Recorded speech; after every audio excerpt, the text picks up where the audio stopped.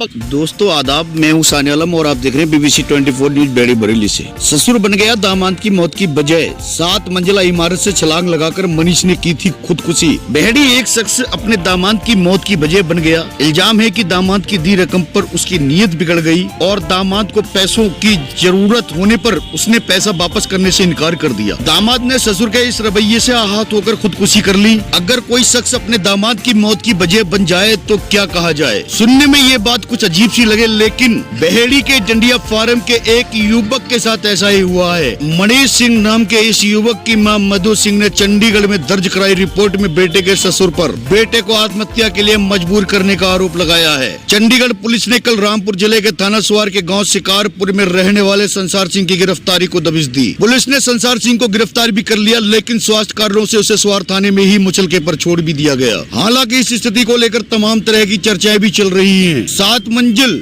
से छलांग लगाकर दी मनीष ने जान। मनीष सिंह की शादी 2008 में हुई थी। डंडिया फार्म के स्वर्गीय जयपाल सिंह के बेटे मनीष के 2 बच्चे, एक बेटा एक बेटी है। मनीष एक प्राइवेट बैंक में नौकरी करता था। बाद में वो फेयर हाउस का कारोबार करने लगा। कारोबार में उसने अपने ससुर संसार सिंह को भी साथ ले लिया। बताते हैं कि मनीष ने काशीपुर में कुछ प्रॉपर्टी खरीदी थी। बताया जाता है कि ये प्रॉपर्टी संसार सिंह ने अपनी पत्नी के नाम करा ली थी। मनीष को पिछले कुछ दिनों से पैसे की जरूरत बहुत हुई तो उसने वो प्रॉपर्टी बेचनी चाहिए, लेकिन उसके ससुर ने इनकार कर दिया। इस बात को मनीष ने कई बार पंचायत में उठाया, लेकिन ससुर नहीं माना। मनीष की मां मधु ने पुलिस में दर्ज कराई रिपोर्ट में संसार सिंह पर धोखाधड़ी करने और पैसा वापस न करने का इल्जाम लगाया है। ये भी कहा है कि वो बातचीत करने को भी नहीं बैठता था। चंडीगढ़ में भी की खुदकुशी। मनीष कुछ दिनों से अपने परिवार के साथ चंडीगढ़ में एक किराए के फ्लैट में रह रहा था। ससुर के पैसे न देने और प्रॉपर्टी पर नियत बिगाड़ लेने से वो काफी आहत था। पैसों की जरूरत के वक्त अपना ही पैसा न मिलने से वो काफी दबाव में था